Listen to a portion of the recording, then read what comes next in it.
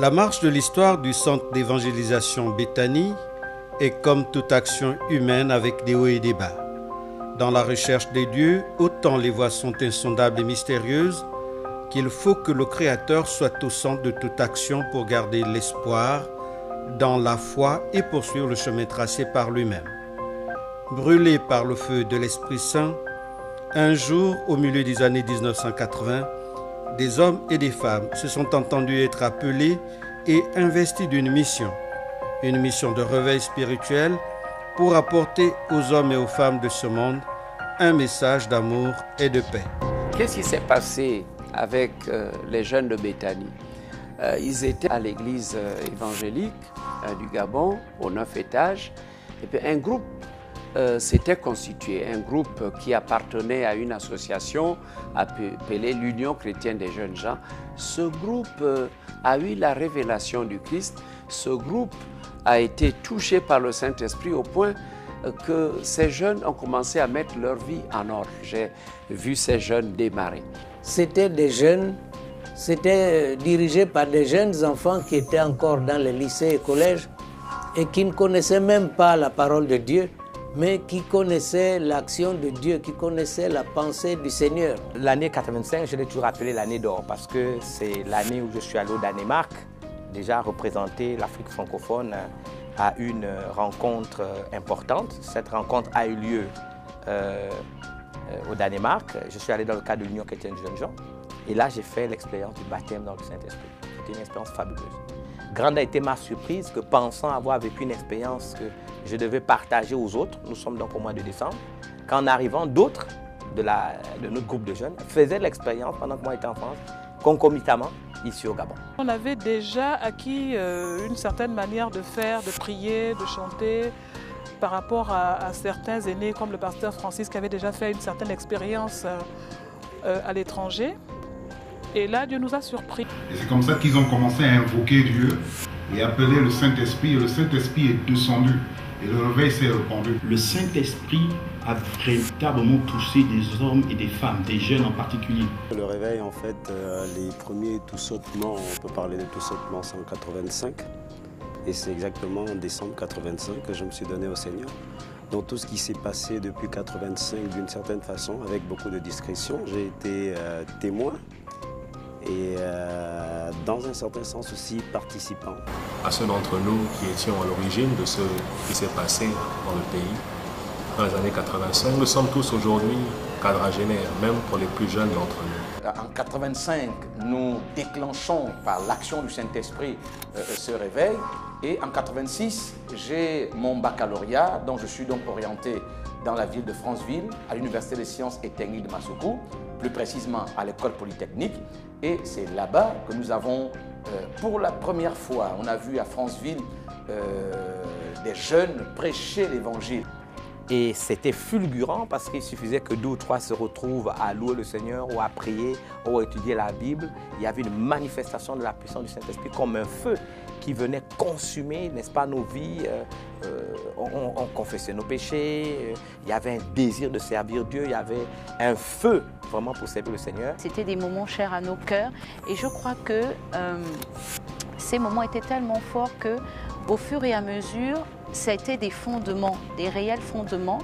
Et c'est ce qui a fait en sorte que, quel que soit l'endroit après où j'ai été, quel que soit le pays où j'ai été, c'était des fondements sûrs qui ont fait en sorte que j'ai gardé la foi, j'ai vraiment servi le Seigneur. Et c'est ce qui s'est passé dans, on va dire, ce groupe de jeunes qui étaient à la recherche, non seulement de Dieu, une soif de Dieu, une soif de vérité, une soif d'intégrité, une soif de sainteté, une soif de justice. Il faut que j'avoue qu'on ne trouve pas ailleurs. C'était magnifique. C'était des grands moments de repentance et de conversion et c'était des moments de réveil, quoi. C'est le Saint-Esprit, ça ne s'explique pas, ça se vit. Parce que c'était des gens qui n'étaient pas beaucoup plus âgés que moi, mais qui croyaient vraiment en ce qu'ils faisaient et c'était marquant. Béthanie était vraiment à la base du réveil. Béthanie était un mouvement qu'on ne peut comparer à aucun autre en ce moment. C'était le début de ce réveil. Et ça s'est passé à une époque où les gens n'avaient pas encore la capacité de faire certaines choses qu'ils font maintenant. Ils étaient ivres de l'esprit, ils parlaient en langue, ils bénissaient Dieu. Et quand on arrive à cette étape, c'est que bon, chacun avait vu un remue-ménage dans sa vie, en passant par la repentance, une conversion sincère. On pourrait après cela dire, mais attends, pourquoi les autres ont le Saint-Esprit, toi tu ne l'as pas? Et c'est comme ça que la quête vient. Cette quête vient vraiment au plus profond de nous. Et moi, je me rappelle que cette période, c'était la période aussi où je devais normalement me faire baptiser d'eau à l'église évangélique.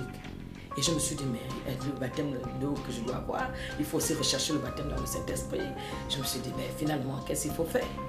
Alors, quand c'était les cris, l'écho qui était arrivé, tout le monde se baptisait dans le Saint-Esprit, j'ai pris une décision. Je me suis dit, alors si les autres peuvent faire cette expérience, pourquoi pas moi? C'est ce qui a certainement captivé un certain nombre de jeunes à suivre ce mouvement-là. Donc, il faut comprendre que maintenant, dans nos familles, forcément, il y avait des problèmes parce que bon, les parents, nous pouvons les comprendre aujourd'hui, nous sommes nous-mêmes parents. Quelle est cette histoire où l'enfant se désintéresse, on va dire, de tout ce qui peut être du domaine séculier pour lire la Bible, pour prier, pour se réveiller très tôt le matin. Il devenait un peu bizarre dans les maisons. Mais imaginez également dans l'église à laquelle nous appartenions à l'époque. Nous étions quand même à l'église évangélique, bien que faisant partie de l'Union chrétienne des jeunes gens. Donc même nos leaders ne comprenaient pas. Il y avait, je crois, le dimanche qui était réservé aux jeunes. Je me souviens que quand l'occasion nous était donnée de prêcher, mais c'était des messages virulents, appelant à la repentance. Je me souviens un jour, un des nôtres, je crois que c'était pasteur Serge Alogo, qui, pointant son index sur les anciens, s'est permis de dire race de vipères qui vous a appelé à craindre la colère à venir. C'était un scandale. Ça n'a pas été bien entendu, bien vu par l'Église traditionnelle. Alors qu'est-ce qui s'est passé?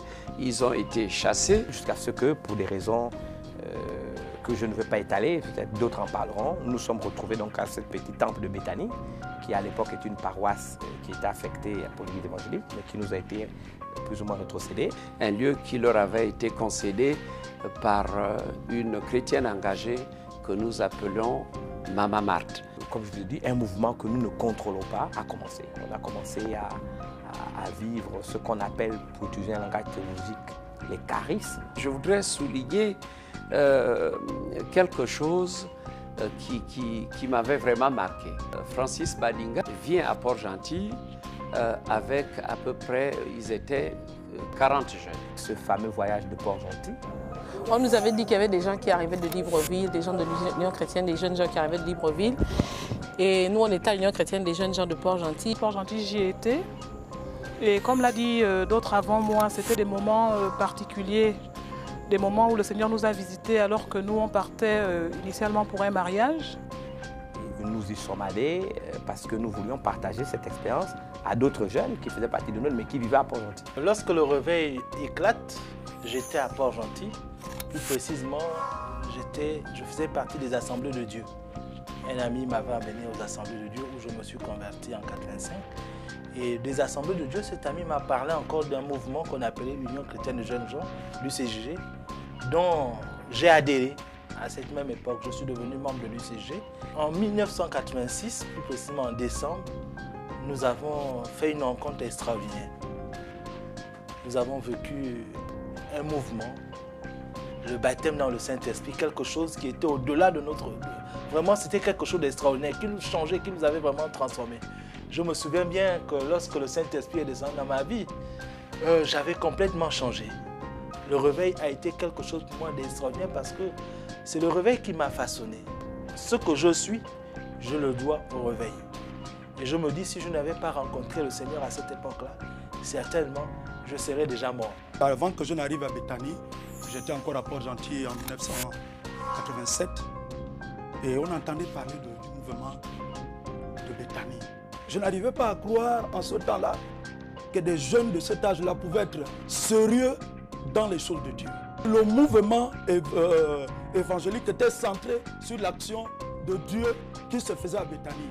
On ne voyait que Béthanie. Le Seigneur s'était saisi de ces jeunes gens Parce que nous voulons nous souvenir pour nous du côté de Port-Gentil que nous travaillions déjà à l'époque, nous commencions à travailler et nous avions eu des pasteurs qui étaient au lycée. Et donc, il y avait une sorte de maturité que seul le Seigneur pouvait leur donner pour pouvoir conduire des personnes comme nous qui étions déjà plus âgés qu'eux, des personnes qui avions une certaine maturité au niveau du travail, du monde séculier. Et donc, c'est quelque chose qui nous a marqué, la façon dont l'évangile était prêché, cette force, ce dynamisme qu'il dégageait. C'était des choses que seul Dieu pouvait communiquer à des jeunes. Et en allant à Port-Gentil, on partait pour un mariage, donc le mariage de Serge Divungui. Et en partant pour ce mariage, on n'avait pas d'autre intention que d'aller pour ce mariage. Une partie du groupe va décider d'aller au foyer de Port-Gentil, à la balise, je crois. Et c'est là qu'ils vont aller saluer les autres. Et le pasteur, les ayant vus, va appeler publiquement un des responsables du groupe pour venir dire bonjour à l'assemblée. C'est comme ça que Patrick Obam va se lever. Et en se levant, il va annoncer que non, on va faire un séminaire à partir de mercredi. Pendant 3 jours, amener les malades, il y aura des guérisons. Arrivé à Port-Gentil, un soir, l'un de nous, je crois que c'était Dr Patrick Obam qui dit demain, venez, il y aura des miracles. Du coup, on ne s'était pas entendu qu'on allait le faire puisqu'on n'était pas parti pour ça. Et nous tous, on est surpris. Mais qu'est-ce qui t'est arrivé? C'est comme ça qu'il dit, ça m'est venu à l'esprit et puis j'ai dit. Ce qui m'a marqué, c'est que ce jour-là, ils se sont mis à parler de choses et c'est comme si on ne les avait jamais entendus auparavant. Ils parlaient de quelque chose, d'une expérience. Mais c'était... moi, le sentiment que j'ai eu ce soir-là, c'est... Voilà la chose qui me manque. Et c'est comme ça qu'on s'est retrouvés coincés à Port-Gentil, obligés de faire ce séminaire. Le réveil était animé par des jeunes. Et les jeunes ont apporté dans l'église, dans la manière de faire le culte, une certaine modernité qui ne se retrouvait pas dans les églises traditionnelles. Imaginez-vous que quand les gens sont venus, des manifestations commençaient à se faire, des gens tombaient de tous les côtés, on priait pour des gens, des choses sortaient de leur corps, des gens malades étaient guéris. Et c'est là que pour la première fois de notre vie, on va voir des miracles, des gens être guéris, des gens vomir des vers de terre, des choses vraiment qu'on n'avait jamais vues. Et c'est la première fois que vraiment on va être en contact avec la puissance de Dieu. Et c'est comme ça que quelque chose va démarrer. En fait, il ne faut pas dire que c'était planifié ou que nous nous attendions à ce mouvement. Il y avait réellement un mouvement de l'esprit. Et puis Béthanie va devenir un foyer important du réveil dans le fait que ces jeunes cherchaient Dieu, priaient, adoraient Dieu. La particularité, c'était le fait de pouvoir rencontrer Dieu au travers de ces temps de chant et de ces temps de louange. Et quand vous cherchez à rencontrer Dieu, effectivement, Dieu se manifeste. Et pour beaucoup de ces personnes, beaucoup ne comprenaient pas comment ils étaient guéris, comment ils étaient touchés. On voyait des gens pleurer, on voyait des gens tomber sans qu'on ait dit quoi que ce soit. Je suis tout ému de me rappeler des chants comme tu m'as donné ta grande joie, je veux te louer au Seigneur. Béthanie m'a permis de vivre de façon expressive ce que je ressentais dans mon cœur. Paraîtrait-il interdit de prêcher l'évangile à Franceville? Nous, dans cette foi innocente, foi de détermination, nous nous sommes mis à prêcher l'évangile dans cette ville. Après Libreville-Port-Gentil, le mouvement s'est étendu dans presque les 9 provinces du Gabon. Et pendant ce temps, j'étais élève au lycée d'État en 3e M1. Je me souviendrai du côté de Franceville, lorsque le réveil va finalement arriver, où nous avons vu des cas épatants où des jeunes filles qui vivaient dans la précarité, qui étaient capables de renoncer à la prostitution pour s'accrocher au Seigneur. Le Seigneur qui venait d'être prêché, qui avait le courage de renoncer aux biens matériels. Il y avait plusieurs poches de feu qui étaient allumées dans la nation, à savoir à Kinguélé, à savoir à Port-Gentil. Et Béthanie a pris cette flamme qui a embrasé toute la nation. Et ce que je peux retenir comme témoignage de ce grand événement, c'est qu'au temps où Béthanie, à l'époque où on partait à Cité de la Caisse, les gens descendaient sur la montagne, sur la colline, ils étaient baptisés du Saint-Esprit. Vous savez, il y avait des charismes qui étaient très très particuliers au sein de l'évangélisation de Béthanie. à savoir la délivrance, la guérison. Moi, personnellement, on ne m'a pas imposé les mains à l'intérieur de Béthanie. Je descendais à la descente de Béthanie et j'ai été envahi par la présence du Saint-Esprit. Et cette particularité qui a affecté toute la nation gabonaise par le message de puissance, le message de délivrance et le message du baptême du Saint-Esprit qui était vraiment un message très important aujourd'hui. Lorsque le réveil éclate, nous étions au lycée technique et là j'étais marqué par la dévotion, le charisme et la détermination, le zèle que ces jeunes avaient de parler de Jésus aux professeurs, aux proviseurs sans peur. Et puis voilà, on voyait qu'ils avaient beaucoup d'engouement pour les choses de Dieu. Ils ne trichaient pas, ils ne s'attachaient pas aux filles. Et moi, ça m'a marqué et ça m'a encouragé à mieux m'attacher au Seigneur. Juste après ma conversion, nous cherchions une église. Et ma femme qui avait entendu parler de Béthanie va me dire, mais écoute, je connais une église, je pense que c'est ce qu'il te faut, c'est ce qu'il nous faut. Elle n'était jamais allée à Béthanie, mais ce dimanche-là, elle m'a amené à l'église de Béthanie. Quand je suis arrivé, j'ai trouvé une église pleine, il y avait énormément de monde. Et quand nous sommes arrivés, nous n'avions même pas eu de place et nous nous sommes assis derrière. Et j'ai trouvé étrange, les gens criaient, les gens priaient à haute voix, j'avais jamais vu ça, j'avais jamais vécu telle expérience et quelque chose au fond de mon cœur me disait, c'est là. Et je suis resté là. Je suis les prémices, le premier fruit du réveil. Les premières personnes qui ont donné leur vie au Seigneur et qui se sont consacrées au Seigneur. Donc je fais partie des premiers fruits de Béthanie et j'en suis fier de faire partie de ces fruits-là.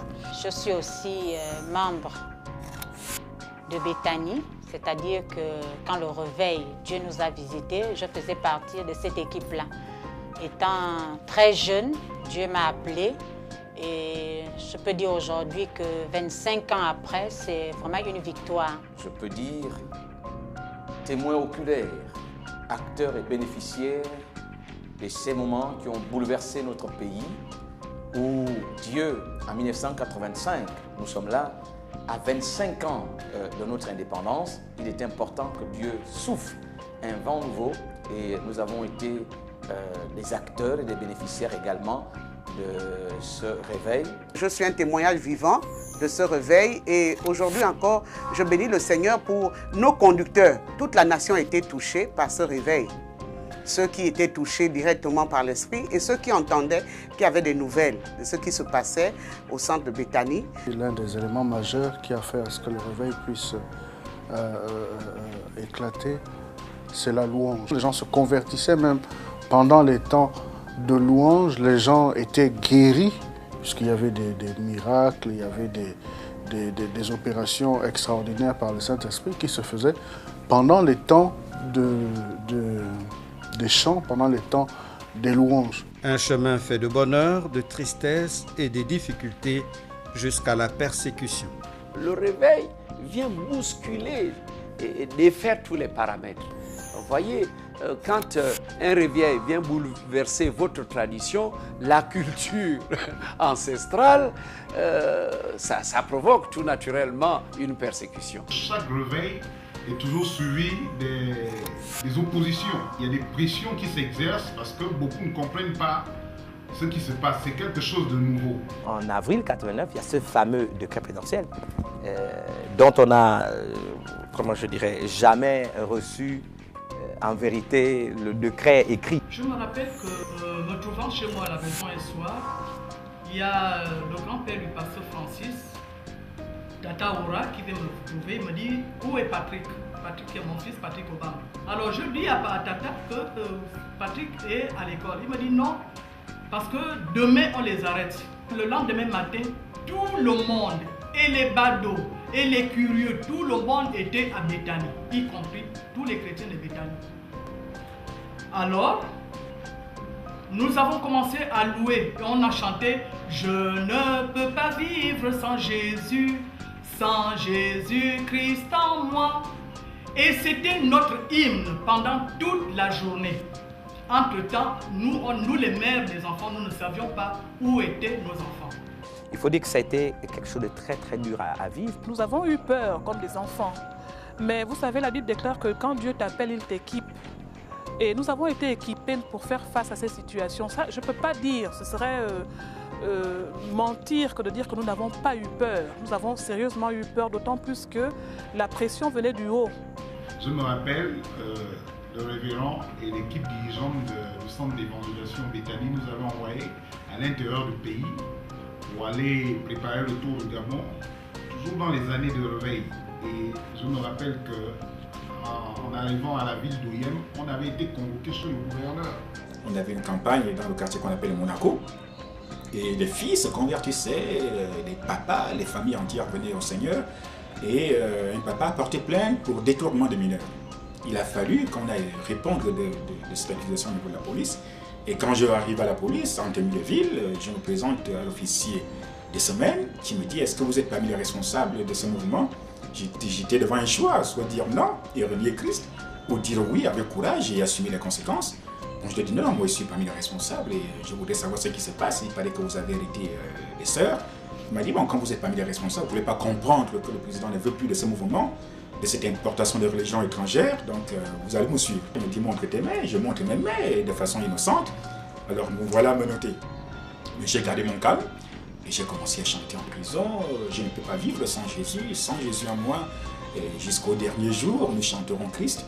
Et c'est ainsi que je suis resté là pendant, je pense, environ 6 heures, menotté dans la cellule. Et je me souviens que plusieurs fois, j'ai dû être arrêté, accompagné par certains de nos frères à la documentation, à l'époque du fameux défunt Conan. Je vous laisse imaginer. Interrogatoire musclé, expliquer ce qui se passe. Ça a été difficile, pourquoi? Parce que quand vous apprenez par exemple, et je peux vous raconter des anecdotes, que les frères qui étaient par exemple à Koulamoutou et les sœurs ont été arrêtés, soi-disant que c'était un décret, enfermés dans une geôle, les frères et les sœurs ensemble, et que les geôliers leur ont dit déshabillez-vous puisque la Bible dit qu'accouplez-vous, multipliez, après s'être fait chicoter, vous n'avez pas le cœur en paix. Comment l'expliquer? C'est difficile à vivre, mais par une foi innocente, une foi bouleversante, une foi déterminée, nous n'avons pas arrêté de prêcher l'évangile. Au contraire, Franceville a été bousculée, comme on dit, renversée par le pouvoir de l'évangile. Les témoignages sont encore vivants aujourd'hui. Donc nous avons vécu ce décret présidentiel vraiment avec beaucoup de pression, beaucoup de risques, beaucoup de combats. Et c'est là où beaucoup de mes collaborateurs, je me rappelle ce dimanche-là, j'avais fait un tour à Libreville pour faire un rapport que derrière moi, on a arrêté la majorité de tous mes collaborateurs. Je fais partie justement de ceux qui ont été emprisonnés à Franceville exactement. À cette époque, on était la seule communauté qui disait haut, c'est que les autres pensaient bas. Donc aujourd'hui même les gens parlent de l'opposition, mais nous, on disait clairement ce que l'on pensait. Ça nous a coûté ce que ça nous a coûté, un décret. On a failli enlever le pasteur Francis. Nos parents étaient des personnalités à l'époque, pour la plupart, se voyaient menacés parce que nous faisions partie d'un groupe entre griffes qu'on appelait rebelles. On a fait oppression sur nos parents. Mon père est venu à Béthanie me chercher et il m'a dit que son poste était menacé. À l'époque, mon père était directeur général de la Gagadis. Et il m'a dit de quitter Béthanie, sinon il va perdre son poste. Alors il y avait la pression au niveau des parents, il y avait la pression au niveau même du lycée, parce que nos proviseurs s'y étaient mis également. Mais le fait d'avoir été... nous avons traversé ces épreuves de façon... nous étions très soudés. Nous avons été soudés et en même temps, on se connectait à la parole de Dieu qui nous, au fur et à mesure que les événements venaient, nous donnait la marche à suivre, la bonne attitude. Et c'est comme ça que nous avons pu faire face à ces moments particulièrement difficiles. Et je me souviens qu'on était dans sa voiture juste au niveau de la présidence. Et je lui ai répondu, papa, entre Dieu et toi, je choisis Dieu. Et il m'a fait descendre de son véhicule, et il m'a grondé. Et je suis descendu du véhicule en chantant « Les hommes de ce monde nous décevront, mais Jésus est fidèle ». Je suis quitté de la présidence jusqu'à Béthanie à pied, en train de chanter ce chant heureux d'être persécuté et rejeté par son père parce que tout simplement, j'ai décidé de servir Dieu.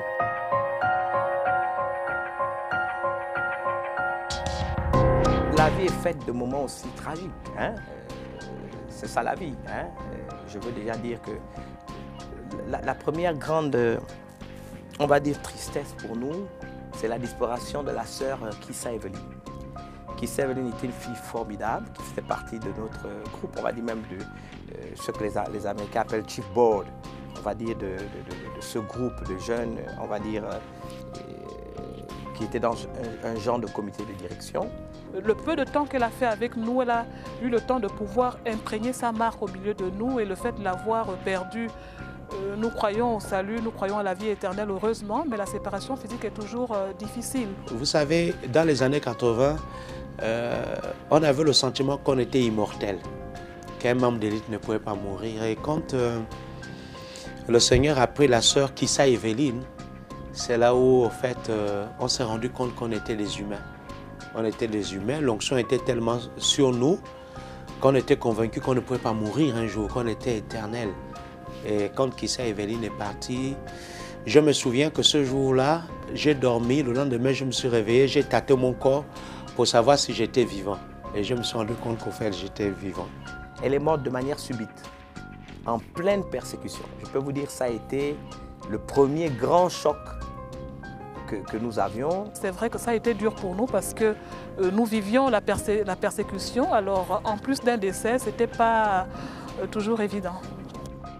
À l'époque, je me souviens que le pasteur Gaspard était à Franceville et il a dû venir précipitamment sur Libreville parce que déjà sa vie était menacée. Il est clair que sa vie était menacée. J'avais demandé qu'il vienne rapidement sur Libreville. On a dû le mettre dans un train. Je ne sais pas comment ça s'est passé. Lui-même pourra bien vous raconter les circonstances. Je garde encore ce souvenir assez douloureux. On a eu aussi le décès de Martial, un frère qui était le fils de Maman Marthe, qui lui vivait déjà en France. Et qui malheureusement nous est revenu un jour décédé de suite d'une maladie. Et ça, j'avoue que ça fait également partie des moments difficiles que nous avons connus en tant que groupe. On a eu beaucoup de frères qui entre-temps sont morts, des sœurs, des frères, des personnes que nous connaissons. Je voudrais honorer la mémoire de Papa Lucien, ce merveilleux monsieur, un homme à tout faire qui était des nôtres. Je pense à M. Mboala, il n'y a pas longtemps qu'il est décédé, un cadre de notre communauté. Je veux penser à Rosette, ma belle-sœur, ma tante et cette jeune femme Nestel, qui sont morts au cours d'un accident de circulation. Je suis la personne qu'on appelle de Jeanne Bory. On m'annonce qu'il y a eu un accident au niveau du charbonnage. On m'a cité les noms de ceux qui étaient dans la voiture et que la situation est grave, il y a des morts. Je fonce à Jeanne Bory, c'est confirmé que 2 frères sont en état difficile, les 3 sœurs qui étaient dans la voiture décédées. Quand je pars de là, j'arrive, il est exactement 6 heures, pile au domicile du révérend Francis Michel Mbadinga. Je cogne, lorsqu'il sort de la maison, il me regarde, je le regarde. Et au travers de nos regards, il a compris que la situation était grave. Je l'ai attrapé et au sol, on s'est écroulé et on a commencé à crier à Dieu, parce qu'on ne comprenait pas ce qui nous arrivait. Nous avons fait des voyages à haut risque, mais Dieu a mis sa main sur nous. Comment se fait-il qu'on va enregistrer de tels décès? C'était vraiment douloureux. C'était un moment très tragique. Ce qui m'avait le plus fait mal, c'est que quand cet accident survient en 1985, nous avions, en 1995 plutôt, nous avions décidé, après les événements, vous vous rappellerez de 93 ou de 94, les événements, les troubles sociaux que le Gabon avait connus ces 2 années, on avait pris l'engagement de prier pour le Gabon, pour la nation gabonaise. Donc nous avons créé un groupe de personnes de l'Église qui avaient pris l'engagement dès 4h30, 5h du matin de se retrouver dans les locaux de notre siège pour que nous prions en faveur du pays. Vous savez, ce sont des choses, des usages qui se passent dans beaucoup de pays, hein, où des leaders se retrouvent pour prier. Ce qui m'avait fait le plus mal, c'est sachant que ces personnes priaient pour la nation et qu'elles sont mortes, on va dire quelque part, en mission commandée, puisqu'elles sont mortes en partant de leur maison. Ma belle-sœur était partie de chez moi, Nestel était partie de chez moi, ma tante habitait pas loin, et 3 autres frères qui étaient là aussi sont partis. L'un de chez moi parce que c'était mon chauffeur et mon homme de main, et 2 autres frères étaient dans le quartier. On se réunissait avec les autres, ici même au siège. C'était une douleur forte. Et je ne pense pas qu'aujourd'hui, il y a une douleur qui puisse encore nous diviser. Honnêtement, avec tout ce qu'on a vécu, je pense que toutes les épreuves qu'on peut traverser aujourd'hui, qu'on peut connaître aujourd'hui, on peut les traverser.